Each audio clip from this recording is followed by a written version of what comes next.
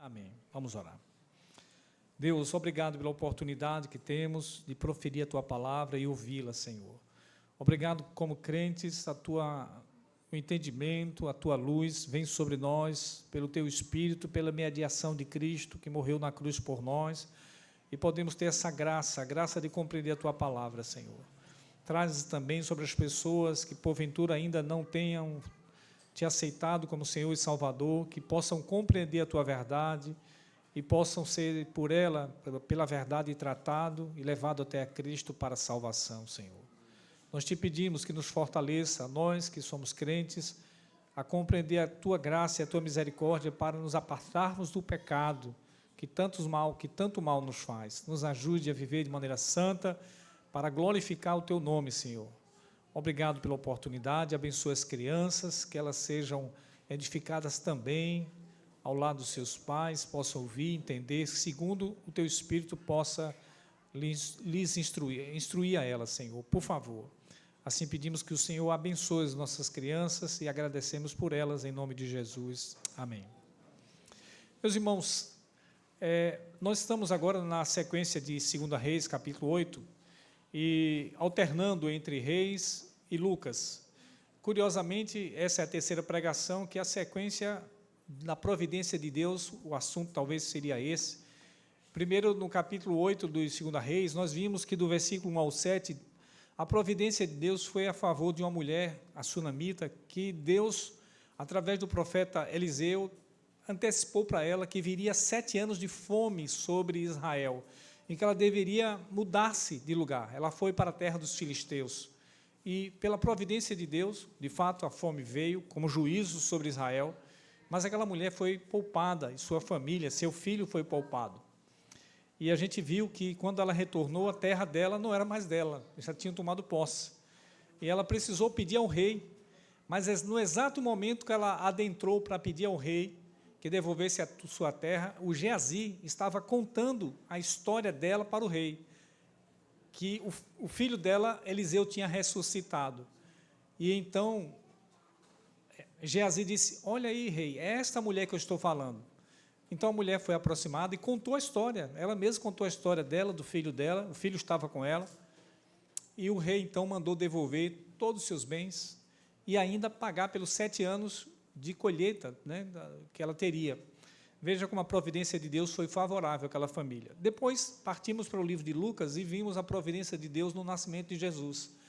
Quando os decretos do imperador, o decreto de um governador sírio, inclusive sírio, Quirino, governador da Síria, estava conduzindo a José e Maria para a terra de Belém, para que Jesus nascesse lá. Era uma situação também difícil para Maria, como foi difícil a mudança da sunamita, daquela terra para outra terra, deixando sua terra e voltando, não encontrar mais suas posses.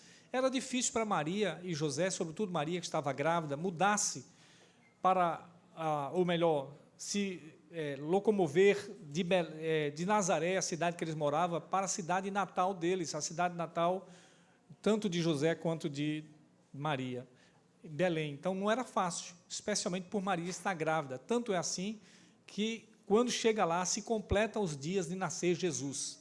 Mas era a providência de Deus. Deus queria exatamente que se cumprisse, porque de Belém sairia o Salvador do mundo, como estava profetizado em Miqueias. Então Deus estava conduzindo a história, mesmo usando decretos de homens perversos, mas conduzindo a história como Ele conduz para o nascimento do seu filho. Aqui não é diferente, a história também nos fala da condução de Deus sobre Eliseu, indo a Damasco, uma das cidades mais antigas do mundo. Eu consultei, tentei pesquisar a idade, a variação é incrível, mas tem mais de 5 mil anos a cidade de Damasco. Eu estou botando por baixo, tem sites que chegam a dizer que tem 10 mil anos a cidade de Damasco, é muito antiga. Uma cidade antiga, tanto quanto em Jerusalém, mas em que não era os limites de Israel. E Eliseu está sendo enviado para lá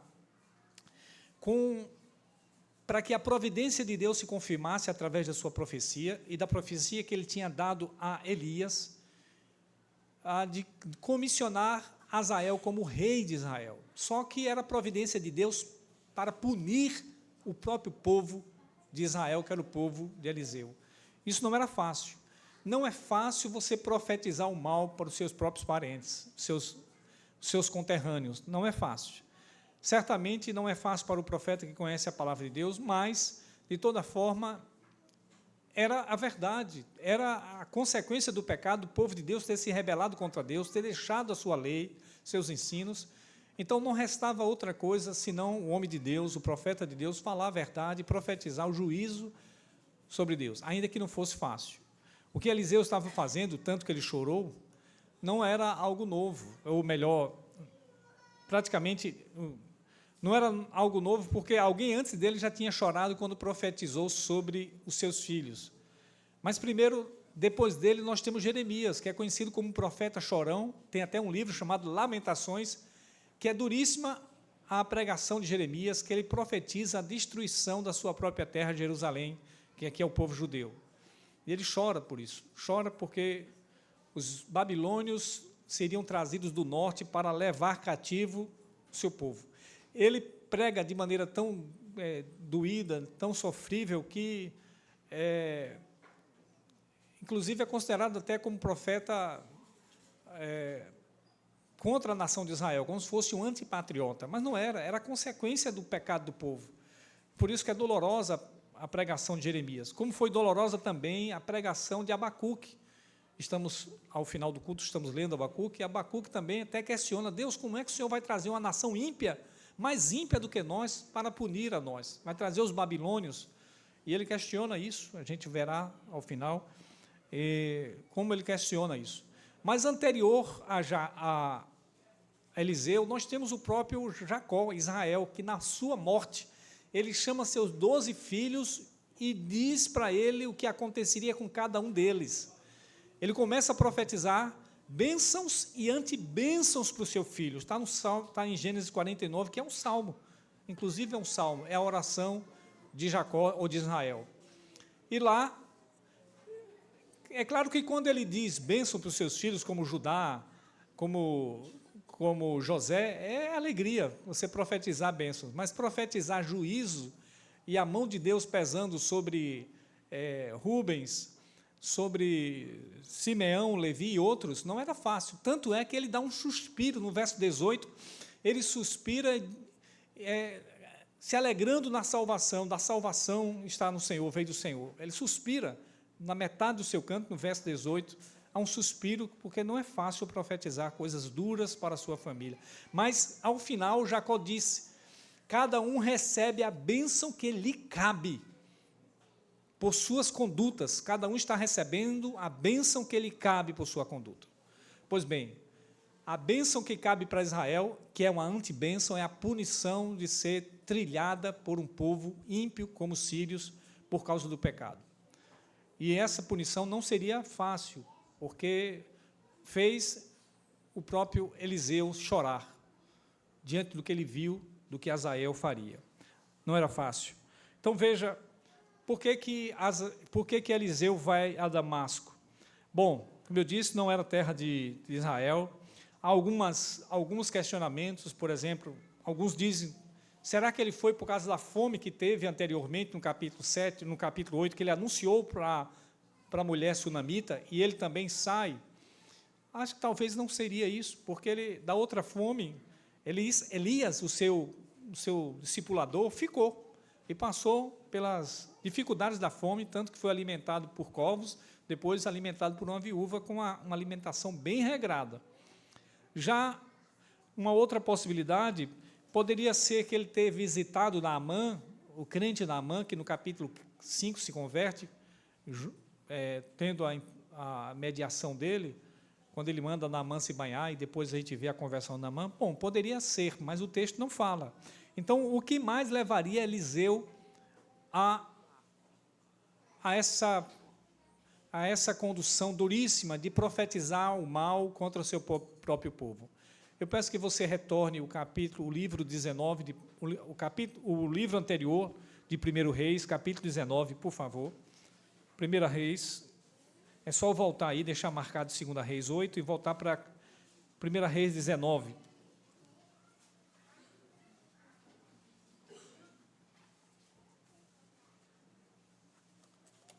Eu vou ler o versos 15 ao verso 19, ao verso 17. 1 Reis 15, ou melhor, 19, 1 Reis 19, do 15 ao 17. Disse o Senhor, vai, volta o teu caminho para o deserto de Damasco, e em chegando lá, unge a Azael, rei sobre a Síria. A Jeú, filho de Ninsi, ungirás rei sobre Israel.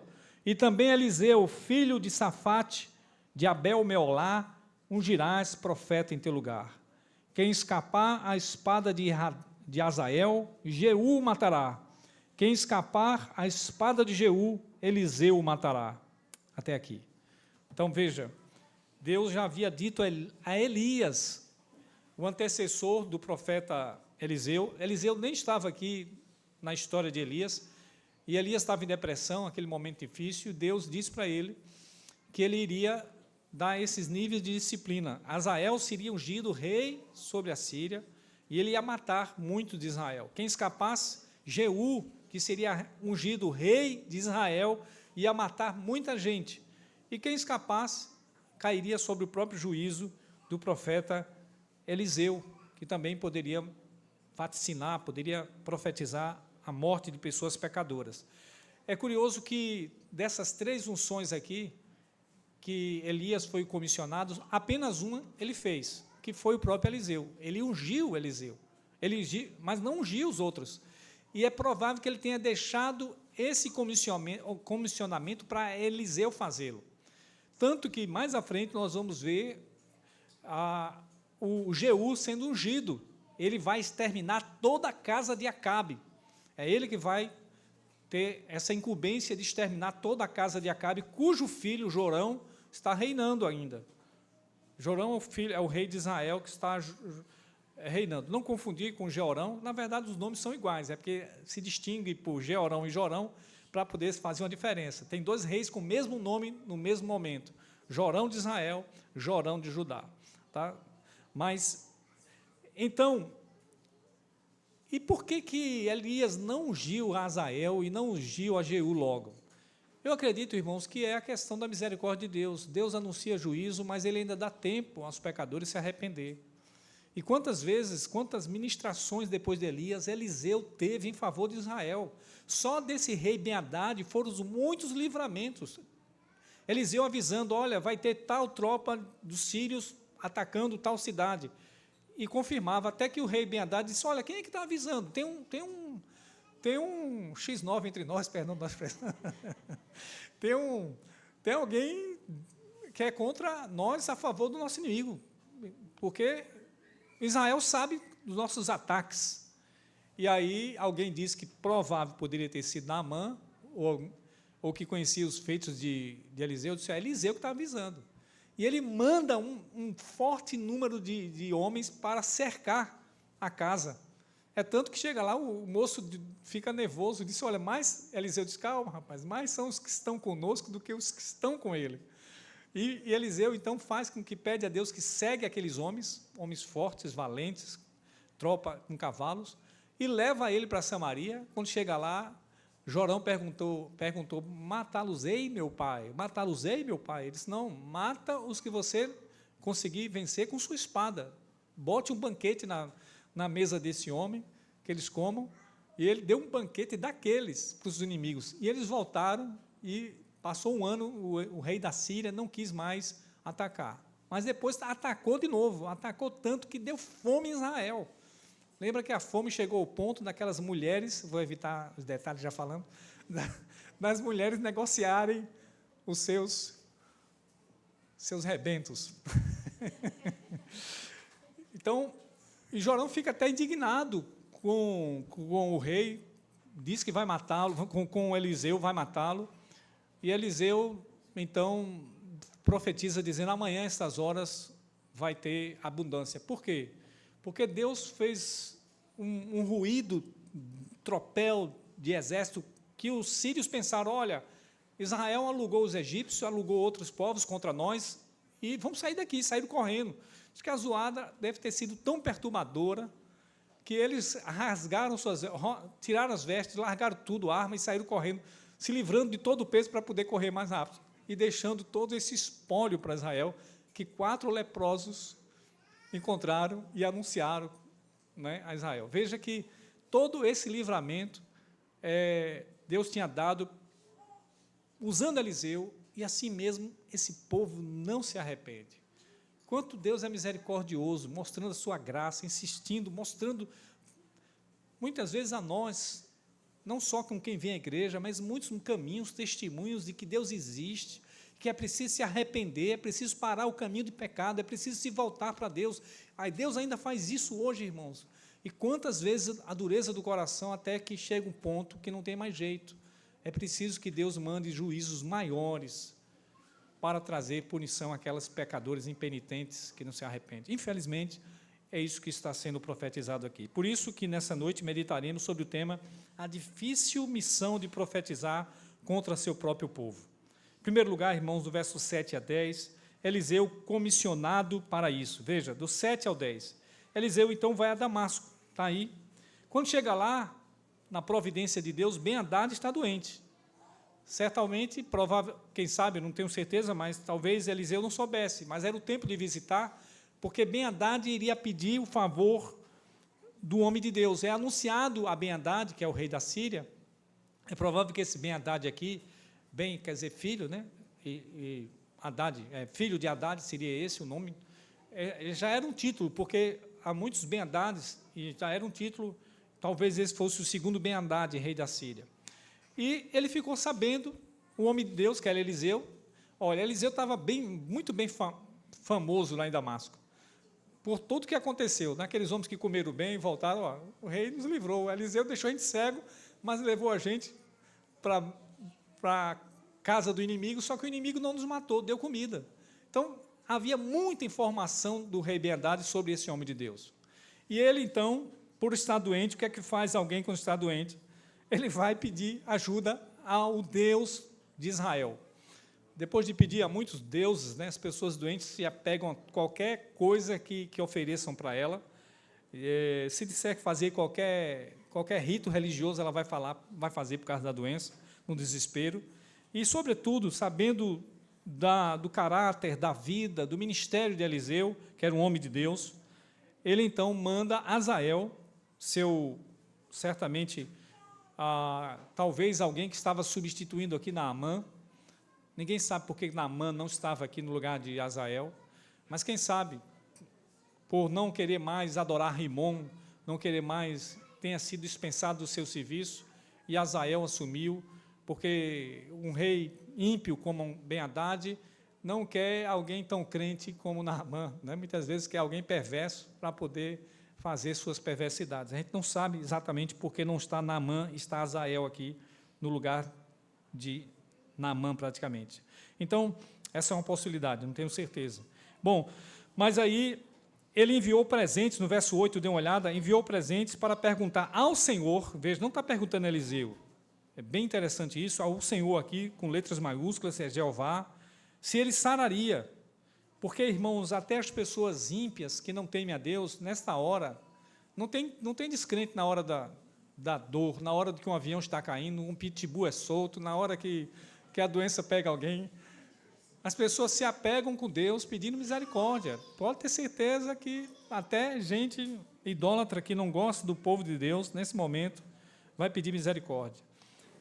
Então, as pessoas pedem clamor. Não tem nada de errado nisso, pelo contrário. Veja o que diz o Matthew Henry, ele diz o seguinte: a aflição traz para Deus aqueles que em sua prosperidade fizeram pouco caso dele. Às vezes, a doença abre os olhos dos homens e corrige os seus erros. Então, muita gente que na prosperidade não queria fazer caso de Deus, neste momento de dor, de sofrimento, à beira da morte, vai pedir auxílio a Deus. Não tem nada de errado. Muitos de nós, às vezes, chegam aqui na igreja assim, né? Depois de quebrado nosso orgulho, nós buscamos a Deus e entendemos que o nosso problema é muito maior do que uma doença. Nosso problema é muito maior do que financeiro, nosso problema é muito maior do que familiar, nosso problema é falta de comunhão com Deus. Está destinado para o inferno, se não resolvermos essa pendência maior, que é a nossa aliança com Deus. Agora, dá uma olhada no verso 9. Azael, então, é encaminhado com 40 camelos carregados de tudo de bom. Veja como pensa essas pessoas, né? eles querem pagar pela cura. Quando Eliseu foi requisitado para curar Naamã, levou também presentes, depois que Naamã ficou curado, foi lá, então não quero nada, pode ir embora, não quero nada. Aqui o rei certamente sobrejou ainda mais, aumentou ainda mais certamente os presentes, 40 camelos, lá não temos quanta quantidade, mas um camelo leva muito peso mesmo, consegue levar muito peso. Há quem diga que mais de 400 quilos um camelo, é muito peso, 40 camelos é peso, é um exagero de presente. É daquele questão de subornar a Deus, subornar o homem de Deus para tentar alcançar a cura, como se isso fosse possível, né? Como se isso fosse possível. Mas não diz aqui o texto que Eliseu rejeitou, mas nós podemos entender que da mesma maneira que ele rejeitou o presente de Naamã, ele esteja rejeitando esse presente também. Pelo caráter de Eliseu, a gente não vê ele querendo se valer da riqueza deste mundo, dos benefícios, muito menos sendo subornado por este mundo, por um rei, para poder conceder o favor de Deus.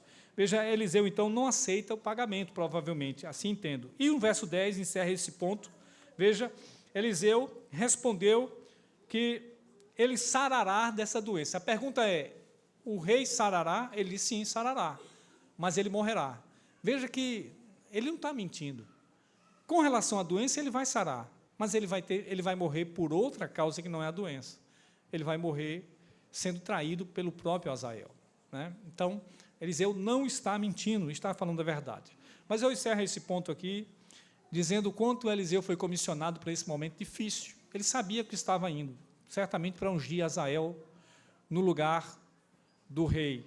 E tudo aquilo, irmãos, todo aquele comissionamento não era fácil, porque ele sabia a razão pela qual Azael estava sendo comissionado por Deus, na providência de Deus, era para juízo do povo, não era algo fácil. Então, não é fácil profetizar para os nossos queridos, pessoas amigas, até vizinhos, que eles estão em pecado, estão debaixo da ira de Deus, e esta ira vai chegar a seu tempo, se não houver arrependimento. Não é fácil, é extremamente difícil, né? Em relação ao rei, é muito importante também aproveitar para tirar uma lição. Muitas vezes uma doença pode ser, como disse aqui o Matthew Henry, uma oportunidade de Deus estar trazendo você à sua presença, para que você reconheça, necessite não apenas da cura, mas necessite da conversão, da mudança de vida, para que você de fato se livre dos males deste mundo, não apenas neste mundo, mas na eternidade. Lembre, acabamos de ler sobre a Nova Jerusalém, nela não vai entrar mal algum, todos os males ficarão aqui, mas só será possível para os que crerem em Jesus Cristo, o Salvador. Então, tem muita gente tendo a oportunidade de pedir a Deus bênçãos, ou a vida eterna, está pedindo apenas coisas circunstanciais neste mundo. É muito triste quando isso acontece também. Segundo lugar, irmãos, a difícil missão de profetizar o mal contra o seu próprio povo, já vimos que Eliseu foi comissionado para isso. Segundo lugar, Eliseu profetiza e chora diante de Azael. Versos 11 a 13, Eliseu profetiza e chora diante de Azael. Veja, então Eliseu fitou os olhos em Azael, depois de dar o recado que o rei sararia da doença, mas ele morreria, e ele olha profundamente, e ele chora. E por que ele chora, irmãos? Porque os pecados de Deus provocaram a ira de Deus, o pecado de Israel provocaram a ira de Deus para que essa ira fosse derramada. Chegou o tempo. E não era fácil. Isso para Eliseu, ainda que Eliseu muitas vezes falou de maneira severa com os reis, com as pessoas, para que elas se convertessem. Trazer o juízo de Deus não é brincadeira, irmãos. Mesmo com todo o merecimento, sabe? Com todo o merecimento que as pessoas têm, você aplicar sobre ela punições não é algo agradável, algo terrível, não é?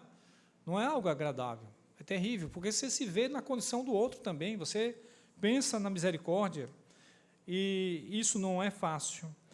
Agora, veja que, no verso 12, dê uma olhada, Azael pergunta, o verso 12 diz assim, vou ler aqui, Então disse a Hazael: por que chora, meu senhor? Ele pergunta, né?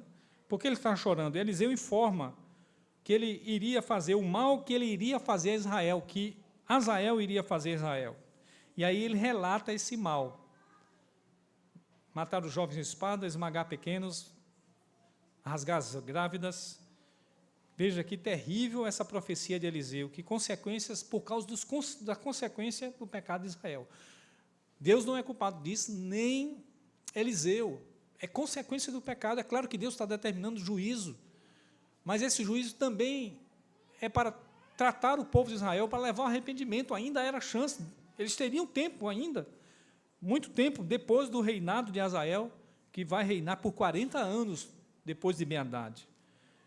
Mas eles teriam tempo de se arrepender, mas tudo isso é Deus trazendo juízo para que o povo se arrependesse.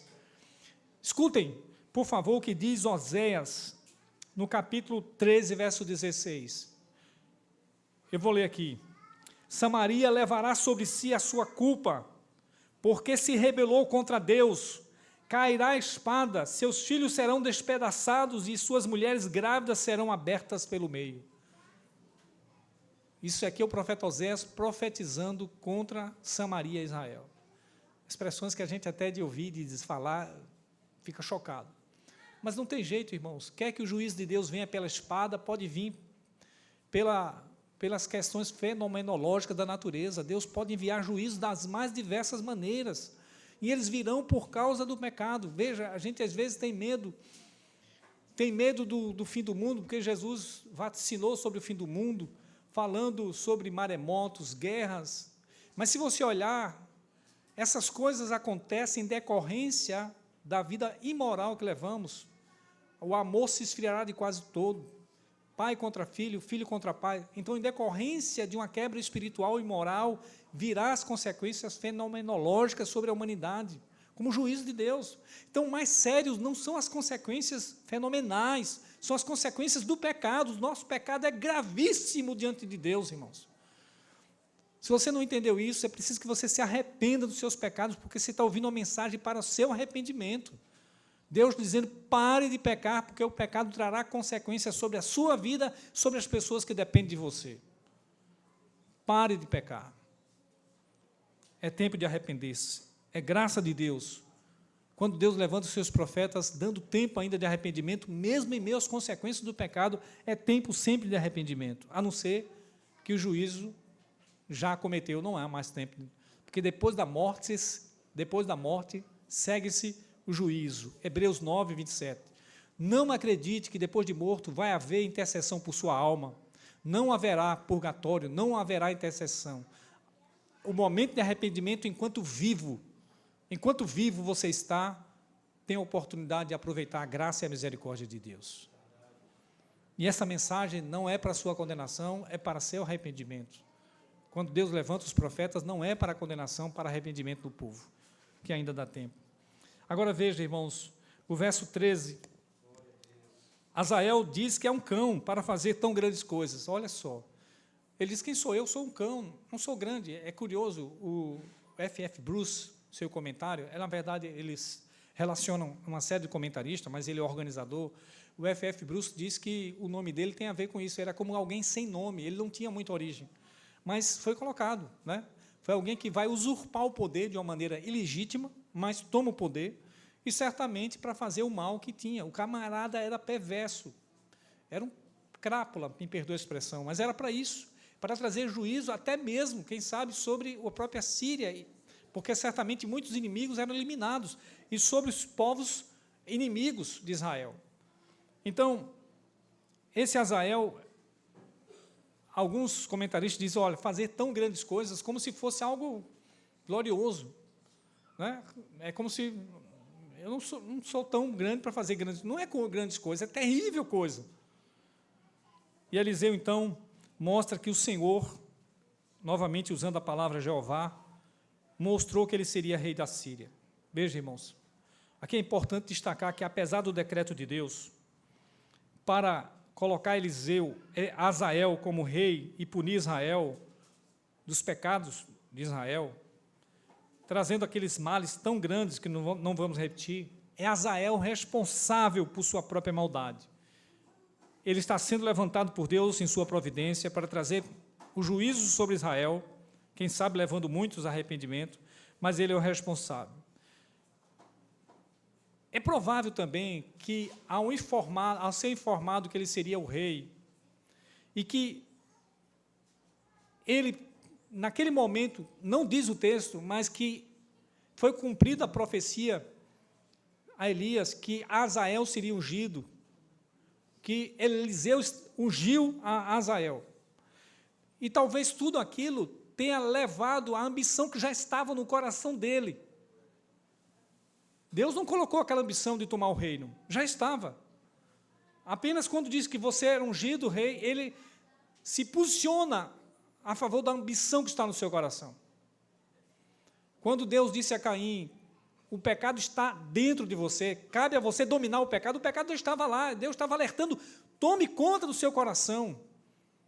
Já estava lá, ele teve a oportunidade de não fazer, não matar o irmão. Assim mesmo, vai e executa Abel. E mesmo depois, Deus ainda dá chance a Caim, dizendo, Caim, onde está Abel, teu irmão? Ele pode dizer, Senhor, o Senhor me avisou, mas eu não me contive e matei meu irmão. Certamente seria uma oportunidade, mas não, ele arrogantemente diz, acaso sou tutor do meu irmão? Eu não sei onde ele está, mas não sei, o Senhor também. Veja que arrogância, como arrogante é o nosso coração, irmãos. E a gente precisa ter cuidado, porque o que Deus quer mais nos dar é a sua misericórdia, o seu perdão. E não podemos ser duro de coração, empedernido de coração. Agora, veja, novamente eu quero voltar. O fato de Deus usar Azael para trazer juízo, Deus não colocou a maldade em Azael, já estava lá. Certamente ele foi despertado o fato de ser ungido rei e ser dito, você vai ser rei e vai fazer essas maldades. Ele aproveitou. A mesma forma aconteceu com Judas. Judas foi colocado no corpo apostólico para fazer exatamente o que ele queria fazer, trair Jesus. Ele não tinha intenção nenhuma de ter o reinado eterno de Jesus, ele queria um reinado físico de Jesus, quem sabe ele pudesse ser o ministro da fazenda de Jesus. E eu não estou brincando não, ele era o tesoureiro de Jesus, se ele administrava a tesouraria no corpo apostólico, está lá em João capítulo 12, capítulo 13 de 12, que Judas trazia a bolsa consigo.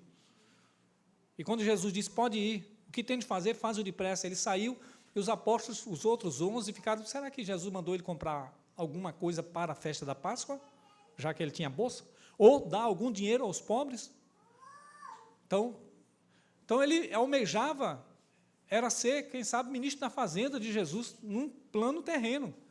Mas quando Jesus começou a pregar um reino eterno, que ele não veio, meu reino não é deste mundo, eu disse, opa, eu não quero esse reino não, eu quero lucrar com esse reino eu vou vendê-lo, e vendeu Jesus por 30 moedas de pratas.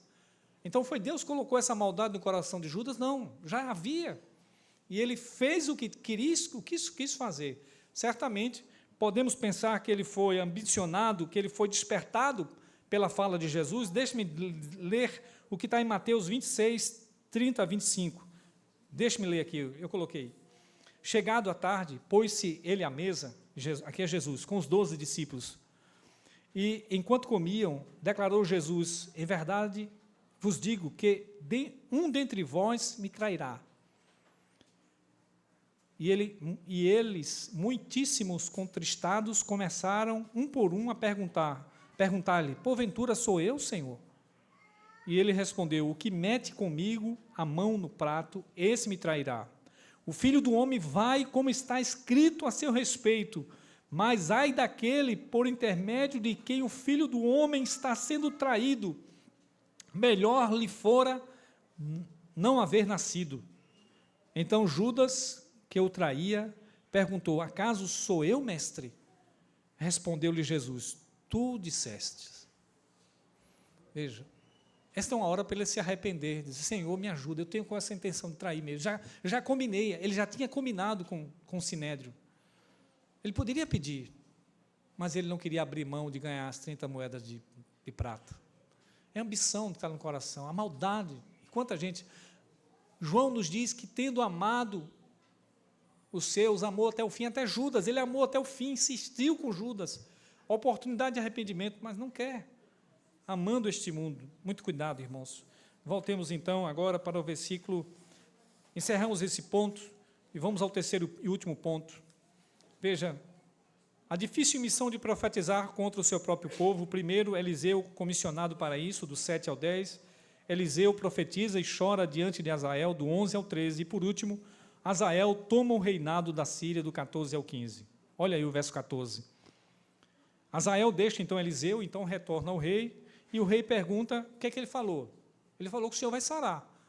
Ele não falou tudo, né? Ele não falou, o Senhor vai sarar, mas vai morrer. Ele não falou, não deu toda a notícia. Perceba que uma maldade já estava no coração dele mesmo, né? Do coração de Azael. Não foi Deus que colocou essa maldade no coração de Azael, repito, mas certamente foi Satanás. Preste atenção no que eu vou lhe dizer aqui. Deus não coloca coisas más nos nossos corações, mas há um agente espiritual do mal que faz isso. Quanto mais perversos nós nos aproximarmos da perversidade, do pecado, certamente mais susceptível às induções de Satanás você estará. Quiçá a possessão de Satanás, o que será terrível. Então, muito cuidado. A graça do Evangelho, a graça da religião verdadeira, afastar você do pecado e afastar você da influência de Satanás. Mas se você resiste, mais e mais você resiste a Deus, mais e mais você se aproxima do inimigo e fazer o que ele quer. Novamente, eu quero convidá-los a ouvir o que Jesus disse para Judas. Capítulo 22 de Lucas, versos 3 a 6, eu vou ler aqui, vocês acompanham. Ouvindo, se quiser abrir, pode abrir. Lucas, capítulo 22, versos 3 a 6, diz assim: Ora, Satanás entrou em Judas, chamado Iscariotes, que era um dos 12. Este foi entender-se com os principais sacerdotes e os capitães sobre como lhe entregaria Jesus. Então, eles se alegraram e combinaram em lhe dar dinheiro. Judas concordou e buscava uma boa ocasião de lhe entregar sem tumulto. Está vendo? Judas foi, de fato, induzido por Satanás. Na sua ambição, mais induzido por Satanás. É importante que talvez ninguém teve tanta oportunidade como Judas de ver a graça de Deus, o poder do Evangelho. Ele mesmo certamente expulsou, curou, mas não aceita de todo a mensagem de salvação eterna. E aí, induzido por Satanás, fez o que fez. Muito cuidado, irmãos, muito cuidado com o nosso coração. Aqui eu volto agora ao verso 15, encerrando. No dia seguinte, veja que Azael não matou o rei no próprio dia. Talvez ele mata com cobertor molhado, né? Esse é um método usado terrível, que sufoca a pessoa e talvez não deixe tantas características. E talvez ele não estivesse sozinho, porque lembre-se, você não levaria 40 camelos sozinho. Não levaria. Ainda que os camelos fossem domados, ele tinha um séquito, ele tinha um grupo a seu favor. É provável que quando ele foi ungido rei, os seus companheiros, soldados, também soubessem disso. Então, certamente ele não fazia uma rebelião sozinho, ele precisava ter apoio. Então, certamente ele deixou para o dia seguinte, se preparou e ele tomou o reinado. Então, ele fez exatamente o que foi fazer, o que foi dito para ele fazer, não é?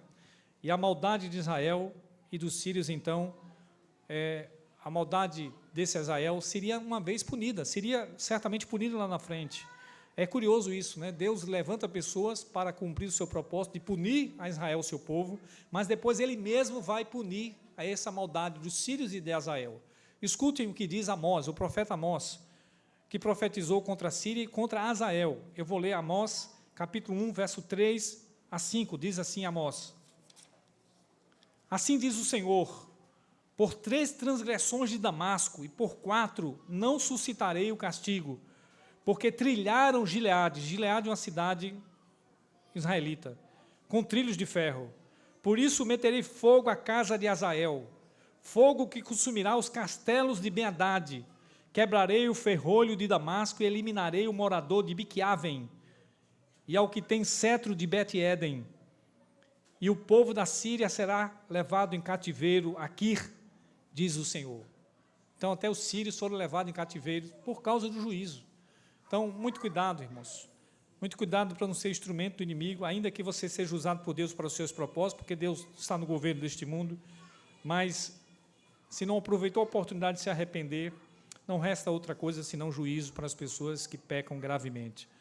O que é que nós podemos aprender e trazer aplicação para nós, irmãos? Primeiro, não é fácil, como Eliseu, ser anunciador do juízo.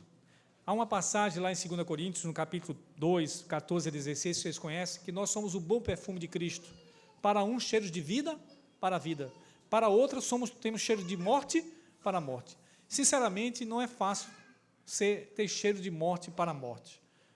Nós não somos suficientes para essas coisas. Nós não sabemos quando vamos cheirar a vida para uma pessoa e quando vamos cheirar a morte para uma pessoa. O mesmo evangelho que cheira a vida para um, pode cheirar morte para outro, porque ele diz, eu não quero esse evangelho, eu não quero Jesus, eu quero viver a minha vida livre de Deus. Eu sou meu rei, eu não quero Deus como meu rei. Isso é morte para as pessoas, é terrível. E nós não queremos isso. Nós queremos ser profetas de vida para as pessoas, jamais de morte. Mas, se as pessoas não aceitam a vida que está no evangelho, evidentemente resta ali a morte que decorre da rejeição do evangelho. Segunda coisa, irmãos, o amor aos perdidos deve nos levar a condoer-se dele. Veja que Eliseu, que profetizou tanto juízo, avisou, vai cair juízo. Quando o juízo realmente foi designado por Deus, Eliseu chorou. Lembra alguém? Lembra o próprio Jesus. Lembra que Eliseu parece muito Jesus, que ele multiplica pães, faz muitos milagres? Elias parece João Batista? Eliseu parece muito Jesus. E aqui, da mesma forma que Jesus chorou por Israel, eu queria convidar que você abrisse Lucas 19, por favor. Algumas vezes que Jesus chorou, essa é uma delas. Lucas 19, 41 a 44. Não era fácil para Eliseu anunciar a morte do seu próprio povo, a destruição, a tragédia.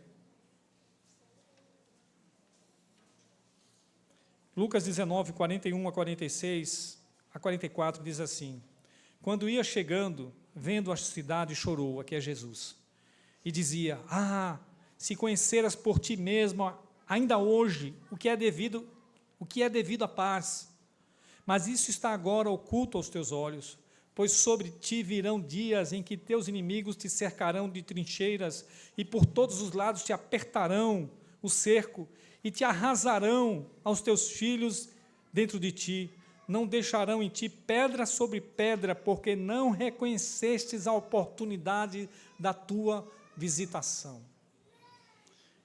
Veja, Jesus estava dizendo isso para Jerusalém. 30 anos depois, ou melhor, 40 anos depois, Jerusalém também seria totalmente destruída pelos romanos. Totalmente. Por quê? Não reconheceram a oportunidade da visitação que era Jesus Cristo.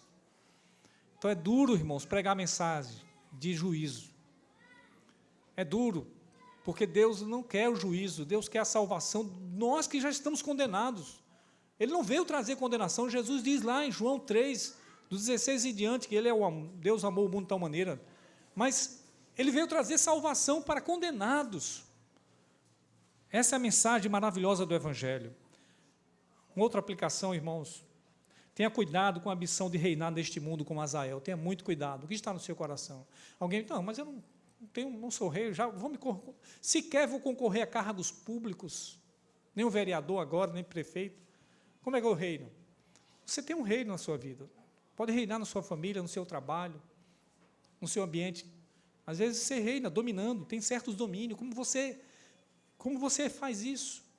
Você pode demonstrar malignidade tremenda no seu coração, como Azael. Claro, não tanto como ele, nem o poder dele, mas nós esquecemos, irmãos, que nós temos que morrer para este mundo. Somos convidados a morrer. E aqui eu cito João 12, 23 a 25, escutem, por favor. O momento que Jesus adentra, lembra a entrada triunfal de Jesus a Jerusalém? Não foi triunfal do ponto de vista romano, foi triunfal do ponto de vista espiritual. Jesus entrou montado no jumentinho, um animal de carga, não tinha nada de glória nisso, tinha cavalos ginetes de raça, ele entrou no jumento, animal de carga, como nos diz o profeta, humilde, exatamente humilde. As pessoas jogaram roupas e abanaram palmeiras e começaram a cantar, bendito, bendito que vem em nome do Senhor, toda a multidão. Alguns líderes, Senhor, o Senhor não está escutando não? E Jesus disse, eu vos declaro que se eles se calarem, as pedras clamarão. Era devido à honra a ele. Só que quando ele entra, todo mundo achou que ele entraria para tomar Roma, para ser o rei que tanto Judas queria. E Jesus, então, profere essas palavras. Até Filipe mandou chamar os gregos queriam ver Jesus, e as palavras de Jesus em João, capítulo 12, 23 ao 25, diz assim, respondeu-lhe Jesus, é chegada a hora de ser glorificado. Preste atenção na palavra glorificado. Glorificado o Filho do Homem. Em verdade vos digo, se o grão de trigo caindo na terra não morrer, fica ele só, mas se morrer, produz muito fruto. Quem ama a sua vida, perde-a, mas aquele que odeia a sua vida neste mundo, preserva-la-á para a vida eterna. Ser glorificado, irmãos, é entender a mensagem de que você está indo para a morte, morre para este mundo, você não faz a sua vontade, faz a vontade de Deus, ainda que perca este mundo, seus prazeres, sua indução para pecar mais e mais, você vai perder, mas você vai ganhar a vida eterna com Jesus. Esse é o maior presente. Jesus está dizendo, eu não quero ser rei aqui, eu vim para morrer e dar a minha vida em resgate de muitos que também vão morrer para este mundo e vão viver para a glória dele. Essa é a oportunidade. E por último, com uma aplicação que não está diretamente no texto, mas subjetivamente, é que Eliseu foi levantado para comissionar Azael, rei da Síria, para trazer juízos sobre Israel, seu povo. As consequências inevitáveis do pecado estariam chegando sobre o povo. E Deus não quer isso, irmãos. Deus não quer mandar consequência de pecado, só que vai chegar se você endurecer o seu coração. Provérbios diz que um homem que é repreendido muitas vezes, endurece a serviço, será quebrantado de uma vez sem que haja cura. Então Deus quer o arrependimento das pessoas, Deus espera que as pessoas aproveitem a oportunidade de salvação. E Ele não faz acepção de pessoas. Aqui serve para os crentes, preste atenção, crentes, você disse, salvo, já estou salvo, sou um calvinista convicto, uma vez salvo, salvo para sempre. Cuidado para não viver em pecado. Primeiro que você começa a duvidar que é salvo. Dá testemunho que não é salvo, vivendo em pecado. Qual é a certeza que eu tenho, a garantia que eu tenho, que eu sou salvo vivendo em pecado? Para mim, nenhuma. E para a igreja também nenhuma. Você vai ser considerado como gentio e publicano. Ou, como diz Paulo, entregue a Satanás, para que seu espírito seja salvo no dia do Senhor. Então, veja, Paulo, escrevendo Romanos, mostrando a culpabilidade de todo homem, tanto judeu como grego, ou gentil, diz assim, Romanos 2, 5 a 11, eu encerro com esse texto. Mas, segundo a dureza e coração impenitente, acumulas contra ti mesmo ira para o dia da ira e da revelação do justo juízo de Deus, que retribuirá a cada um segundo o seu procedimento. A vida eterna aos que, perseverando em fazer o bem, procuram glória e honra e incorruptibilidade, mas ira e indignação aos facciosos, que eles obedecem à verdade e obedecem à injustiça. Tribulação e angústia virão sobre a alma de qualquer homem que fizer o mal, o judeu primeiro e também ao grego. Glória, porém, e honra e paz, glória, porém, e honra e paz a todo aquele que pratica o bem, ao judeu primeiro e também ao grego, porque para Deus não há acepção de pessoas. Deus não faz acepção de pessoas, irmãos. Fez o mal, vai receber o mal. E Deus não alivia, porque o mal seu provoca muito males sobre outras e outras pessoas. É preciso refrear o mal. Que Deus tenha misericórdia de nós, irmãos. Que nós aproveitemos a mensagem para arrepender-se diante dele todos os dias e dizer, Senhor, não nos deixe cair em tentação, mas livra-nos do mal. Que Deus nos ajude. Oremos ao Senhor. Obrigado, Senhor, por tua palavra. Ó Deus, difícil essa palavra, de ouvirmos que juízos circunstanciais, juízos terríveis caem sobre até mesmo o seu povo, quando gente ímpia é levantado pela providência do Senhor para castigar o seu próprio povo que não se arrepende, que permanecem em pecado. Deus, que não seja assim em nossas vidas, que todos os dias, chamados ao arrependimento, cedamos ao arrependimento, Senhor.